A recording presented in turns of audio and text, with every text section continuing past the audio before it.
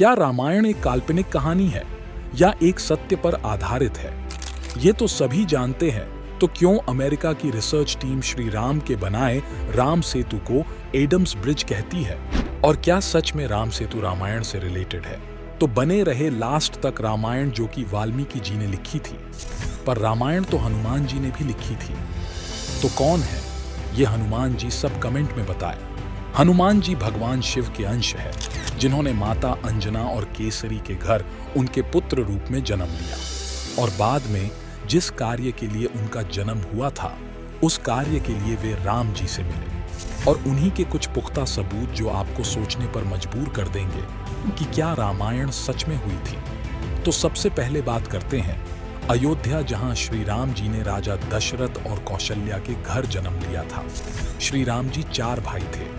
Comment में हमें बाकी 3 भाइयों का नाम बताएं। राम सेतु से शुरू करते हैं। राम सेतु को राम जी ने अपनी वानर सेना के साथ मिलकर बनाया था, जिसपे स्मॉल और लार्ज सभी प्रकार के पत्थर पर श्री राम का नाम लिखकर पानी में डाला तो वो डूबा नहीं, और सभी ने उनको मिलाकर एक पुल का निर्माण किया, जिसे आज हम राम सेतु कहते हैं। तो क्या हम ऐसी कहानी पर विश्वास कर लें? तो इस तरह तो अमेरिका की रिसर्च टीम इसको एडम्स ब्रिज बोलती है, तो वो भी सही हो सकता है। तो दूसरा पुख्ता सबूत क्या है? तो जिस प्रकार के पत्थर से राम सेतु बना है, आज की साइंस का कहना है कि वो पत्थर इसलिए नहीं डूबता क्योंकि वो पत्थर एक वॉल्केनिक रिएक्शन से बने हैं, जिसकी वजह से जब लावा धीरे धीरे ठंडा हुआ तो उसमें कुछ छेद बन गए, और वो पत्थर छेद के कारण पानी में एयर की वजह से है। डूबता तो साइंस के कहने से मान लेते हैं कि ये पत्थर किसी ज्वालामुखी के हो सकते हैं, पर इतने विशाल पत्थर वहां पर कौन और कैसे ले गया? आप सभी ने रामायण देखी है, तो आप जानते हैं कि हनुमान जी और वानर सेना ने मिलकर राम सेतु बनाया, जो कि नल और नील की देख रेख में बनाया गया।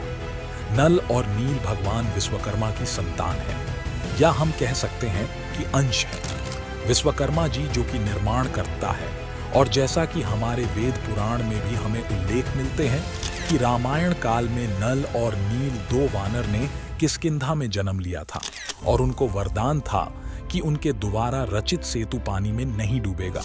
मतलब कि वे दोनों जो भी चीज चाहे कितनी भी भारी क्यों ना हो, अगर मिलकर पानी में डालेंगे तो नहीं डूबेगी। और यही हुआ कि नल और नील ने विशाल पर्वत और पत्थर पानी में श्री राम नाम लिखकर डाल दिए और राम सेतु का निर्माण किया। अब सत्य तो दोनों ही है, और साइंस को जन्म भी तो हिंदू धर्म ने दिया है। अब बात करते हैं उस पर्वत की, जो है तो हिंदुस्तान की धरती का, पर उसके कुछ अवशेष हमें लंका में देखने को मिलते हैं। जी हाँ, मैं बात कर रहा हूँ द्रोणगिरि पर्वत की।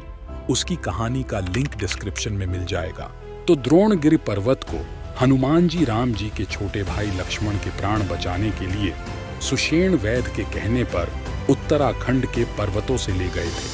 इस पर प्राण बचाने वाली संजीवनी है, तो साइंस के पास इसका कोई जवाब नहीं है कि ऐसा कैसे हुआ कि एक पौधा अपने स्थान से कई हजार कोस दूर दूसरी जगह भी मिल सकता है। और उस पर्वत की मिट्टी की आयु जब मापी तो वो भी उसी मिट्टी के समान थी। अब एक बात तो हम भूल गए कि साइंस तो ये भी मान चुकी है कि जो राम सेतु में पत्थर है, उसकी आयु 7000 वर्ष है, और राम जी भी 7000 वर्ष पहले त्रेता युग में धरती पर थे। सभी बातें सिद्ध तो करती है कि रामायण एक सच है, पर साइंस पर विश्वास करने वाले रामायण को एक काल्पनिक कहानी बोलते हैं। हम सोने की लंका के अवशेष देख सकते हैं, और अगर रावण था तो श्री राम भी थे, और राम जी थे तो रामायण भी हुई होगी और राम सेतु भी बना होगा।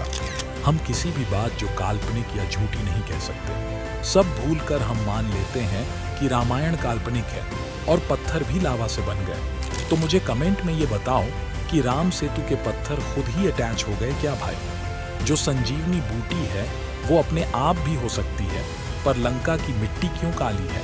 जहां हनुमान जी की कहानी हमें स्पष्ट नजर आती है। लंका दहन जब किया हनुमत ने, मिट्टी हो गई काली, एक नजर ने सारी जाति मिटा दी। शरूपनखा ने जो राम पर डाली। तो वीडियो बढ़िया लगी हो तो लिखे और शेयर करे राम जी भी सत्य है और रामायण भी। यदि कोई सबूत हम भूल गए हो तो कमेंट में जरूर बताएं।